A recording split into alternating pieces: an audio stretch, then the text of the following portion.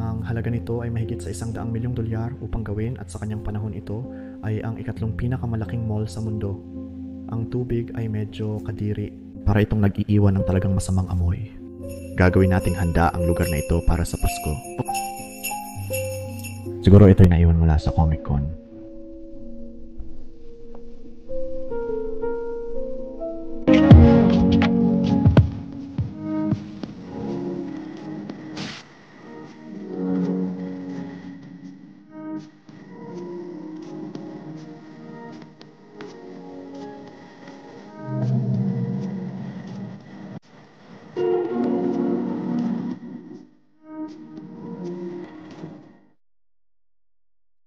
Ano ang nangyayari ngayon? Mga kaibigan, maligayang pagbabalik sa channel natin. Ilagay natin ang ilang ilaw. Kung bago ka rito, ang pangalan ko ay Steve Ronin. Tayo ay nagpupunta sa mga epikong pakikipagsapalaran.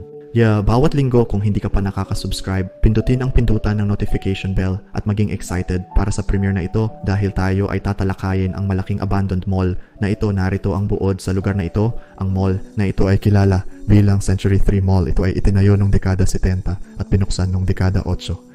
Ito ay nagkakahalaga ng higit sa $100 milyong upang gawin at sa kanyang panahon ito ay ang ikatlong pinakamalaking mall sa mundo.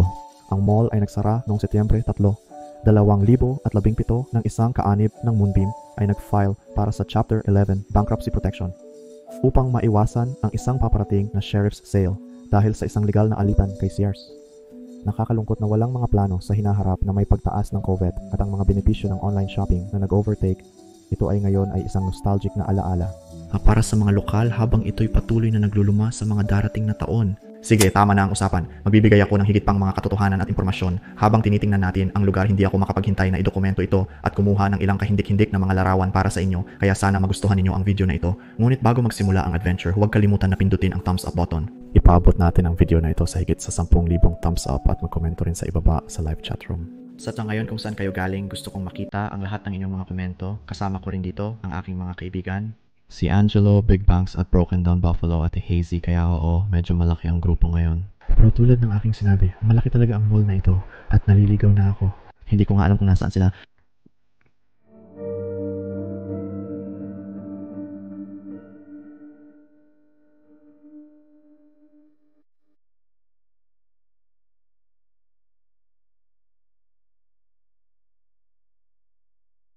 Sige, kaya lahat kami ay nakapasok na sa loob ng mall na ito na napakalaki.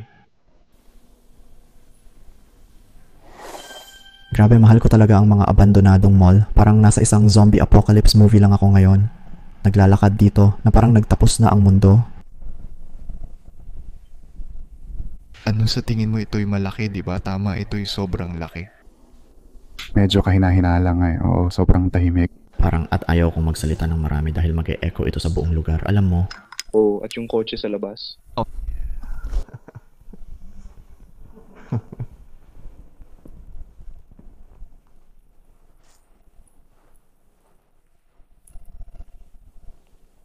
ito ay isang lugar para sa... hanapin natin ang perpektong damit para sa perpektong gabi. Ito ay isang maliit na tindahan. Talagang maliit siguro. Meron silang mga damit pang prom at mga suit dito na ibinebenta. Oo. Definitibong mga damit pang prom, oo.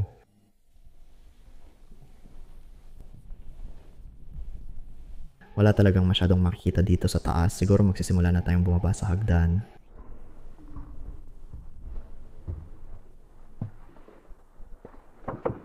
Mukhang may problema tayo sa pagtulo. Ang daming mga baha dito sa pamamagitan ng bintana. Dapat may maliit na food court dito. Medyo kakaiba. Karaniwan, ang mga food court ay nasa pinakamataas na palapag. Dati, ito ang pangatlong pinakamalaking mall sa mundo. At ito ang pinakamaliit na food court na nakita ko sa buong buhay ko.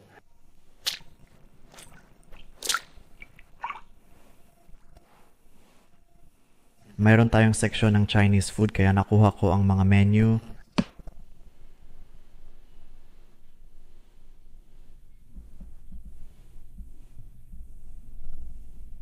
Lahat kami ay halos magkakahiwalay, pero nakikita pa rin namin ang isa't isa mula sa malayo. Kakatapos ko lang gawin ang aking intro doon, kaya parang intro inception ito siguro. Patuloy natin. Nakakakilabot yon.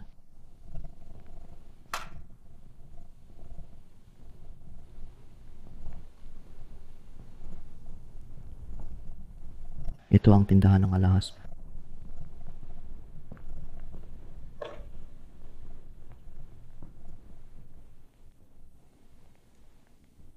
Kaya lahat ng ilaw ay gumagana, kaya may kuryente pa rin. Magiging astig kung ito ay naka-on pa rin. Makakakta ng higanting mapa ng lugar.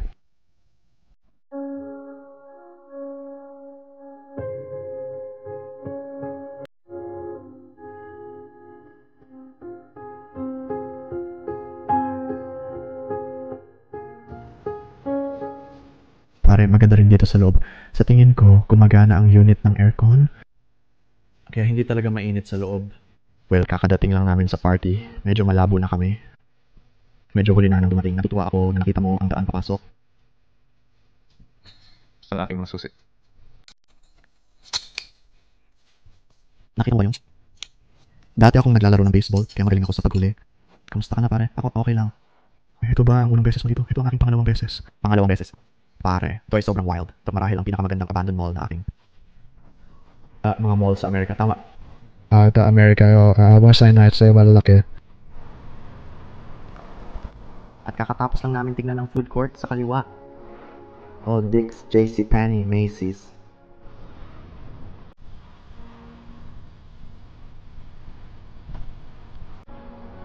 Kaya, sa mga kabutihan palad, marami sa mga tindahan ito ay walang naman. Medyo sana may mga bagay pa rin sa loob, pero malaki ang duda ko na mangyayari pa yon. Ang tanging beses na nangyari yon ay mga 4 na tao na ang nakakaraan ng tuklasin ko ang isang bandang mall sa Maryland. Yung may kuryente nito, Reds, maraming mga bagay pa rin na naiwan sa loob. Siguro halos winalis na nila ang lugar na ito. Nakikita ko ang magandang halaga ng graffiti bagaman. Sa lahat ako. Ang tubig na kayo talagang nakakadiri na parabang nag-iwan ito ng talagang masamang amoy. Ngayon, kahit gustuhin ko mang ipakita lahat ng tindahan, lahat sila ay walang laman. Hindi ko nakikita ang punto nito. Alam mo ba ang ibig kong sabihin? Ang astig na parte dito ay na maaari kang kumuha ng mga kamanghamanghang larawan dito. Ano yun ang nagpapabuti palalo nito? Ito mismo ay isang magandang anggulo. Sa tingin ko kung bababa tayo, makakakuha tayo ng mas magandang kuha.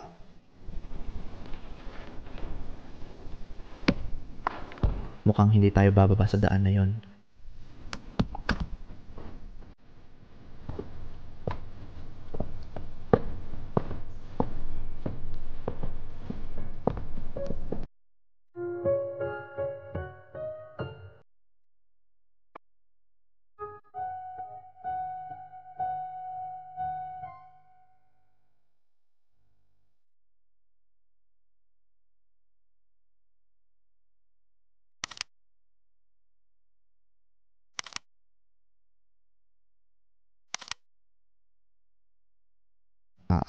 Lahat dito ako ay nag-uusap lamang tungkol sa kanila dahil halos nasuri na natin ang buong lugar at hindi ko talaga maipaniwala na ito ay dating ikatlong pinakamalaking mall sa mundo or sa Amerika tulad ng mayroon tayong mas malalaking mall ngayon. Marahil isa sa pinakamaliit na mall na napuntahan ko pero maayos pa rin ang laki siguro noong dekada 90. Alam mo, nagsisimula pa lamang silang magtayo ng mga mall at hindi pa sila kasing laki.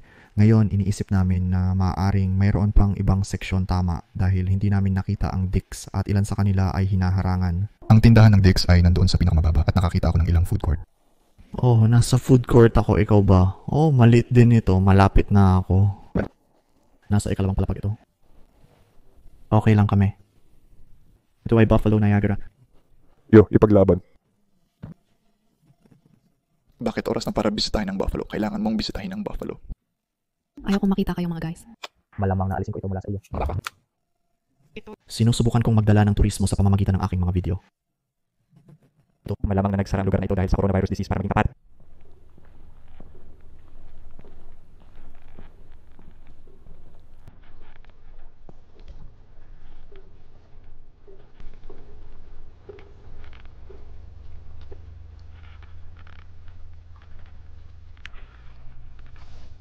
Mukhang hindi tayo makakapasok dito. May mga sandbag ito.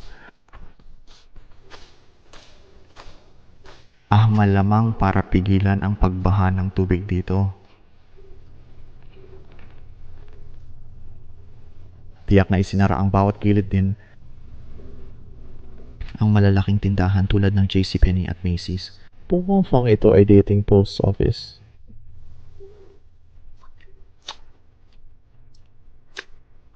Ano ba to? Talagang sinira ng isang tao ang mga pader na ito. May ng grupo ng mga kabatang nagkaratuan. Tatalakayin natin ang bahaging ito dito ngayon. Hanapin natin ang isang maliit na booth ng ice cream o sundae.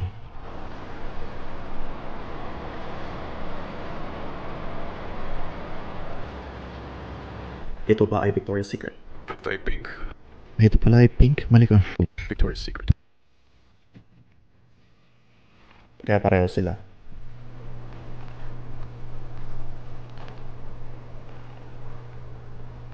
Sabihin mo ang isang magandang bagay.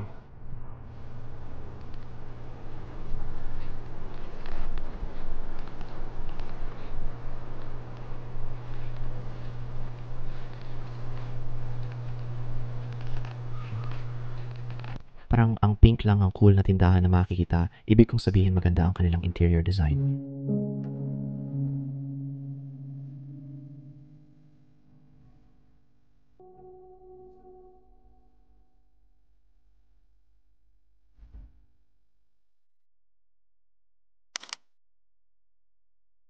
Sa tingin ko masyado pang maaga para sa Pasko ngayon. Tama ka. Tama ka. Tama ka. Nakakatawa na. Gusto ninyo ng Christmas tree? Ito lang yung tanging bagay dito sa mall. Kulang ng larawan kasama Christmas tree. Yung susubukan natin ilipat ito sa gitna kasi ang magandang ilaw.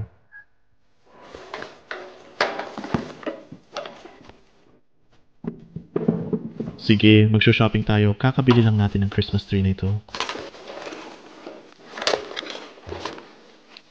Marahil kung saan ito dati. Magandang group photo para sa mga alaala. Sa tingin ko meron pa akong kaunting lugar na tuklasin dito. Baka tignan pa ang iba pang mga kwarto dahil hindi talaga ako masyadong nag-explore ng maraming kwarto. Tulad ng sinabi ko, lahat sila ay walang laman. Kaya sinusubukan ko lang hanapin yung mga yun na medyo cool makita o siguro ito ay medyo maayos. Baka parang isang for your entertainment. May isa pang Christmas tree dito.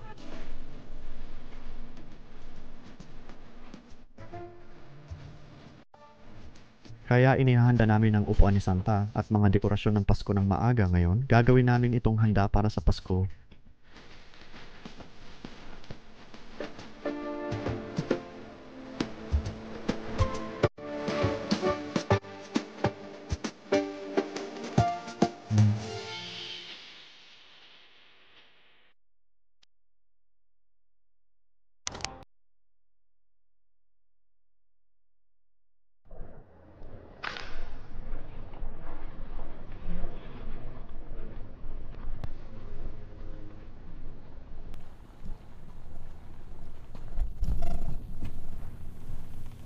Kailangan kong banggitin ng mga comics. Comic-Con. Magkakaroon yata sila ng Comic-Con event dito.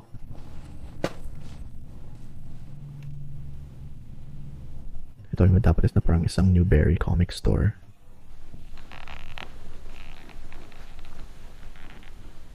O kahit ano na katulad nito.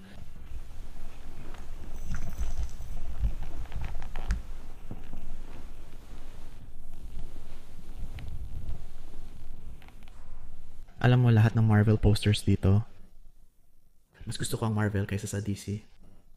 Gusto ko itong kahanga-hangang poster ng Spider-Man. Ipabatid mo sa akin sa mga komento kung ikaw ay kasapi ng Team Marvel or Team DC.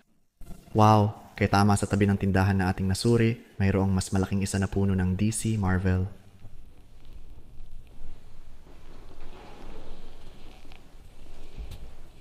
Siguro ito di ba aring naiwan mula sa Comic-Con.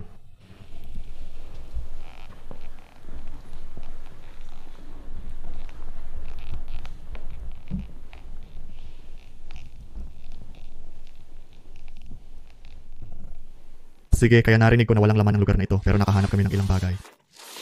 Nakuha namin ng Dark Souls Collector's Edition siguro. Merong bagay na ito sa background na ito ay isang gabay. Nagtatayo ako ng isa. Parang origami ito. Mga anghel, mga asong kalye. Tayo na. Magbasa sa inyo ng kwento bago matulog. Kaya ang aso ay nagpunta para sa... Oh. Haha, oh.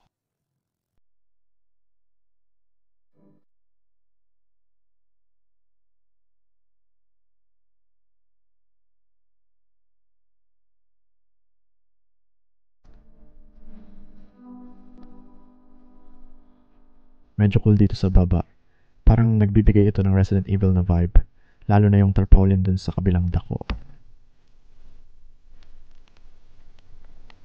Nagtataka ako kung saan ito patungo at bakit nila ito pinipigilan. Siguro may kuryente pa rin sa lugar na ito. Ang mga ilaw dito ay naka-on, pati na rin yung isa dun sa ibaba. Kaya ito ang daan papunta sa food court kanina.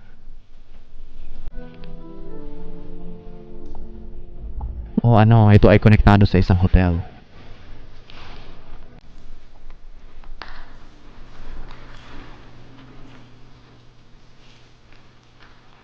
Sige, kaya nakapasok na kami sa loob ng hotel. Ito yata ang pangunahing pasukan.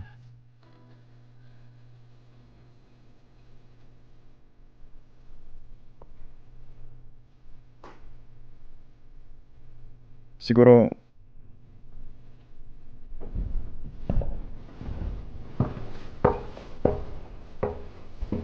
Kapag nagkikita ako sa mga kwarto ng hotel, agad-agad na aamoy mo yung amoy ng mga alikabok.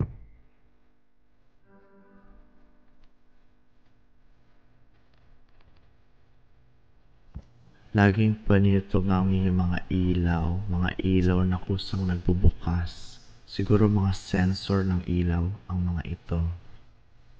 Kaya baka iniisip natin na ito sana ang mga kwarto ng hotel. Baka naalis na, mukhang tinanggalan na ng mga gamit ang lugar na ito dito sa taas.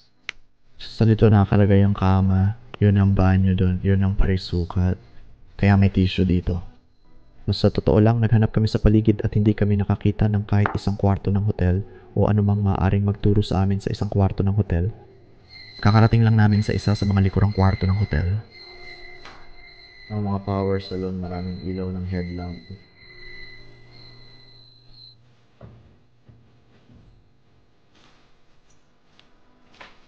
Mga kaso.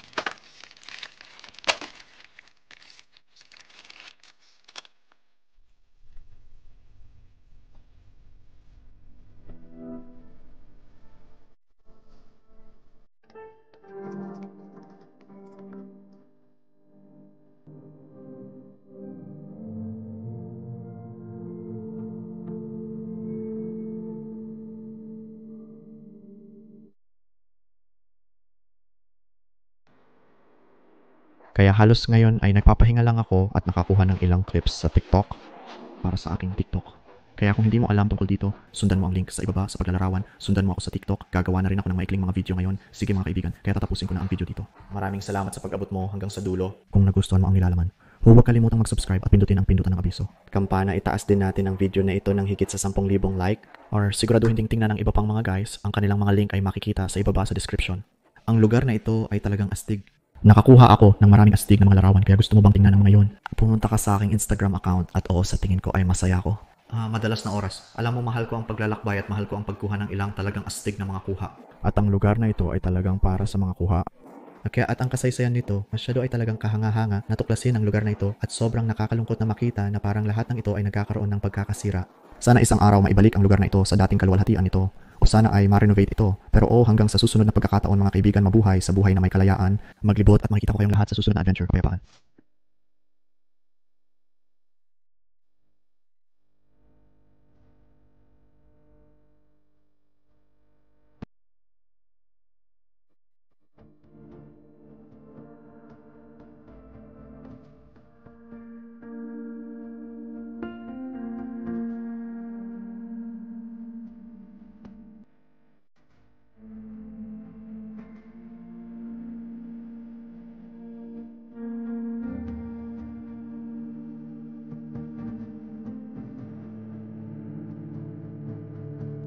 Salamat.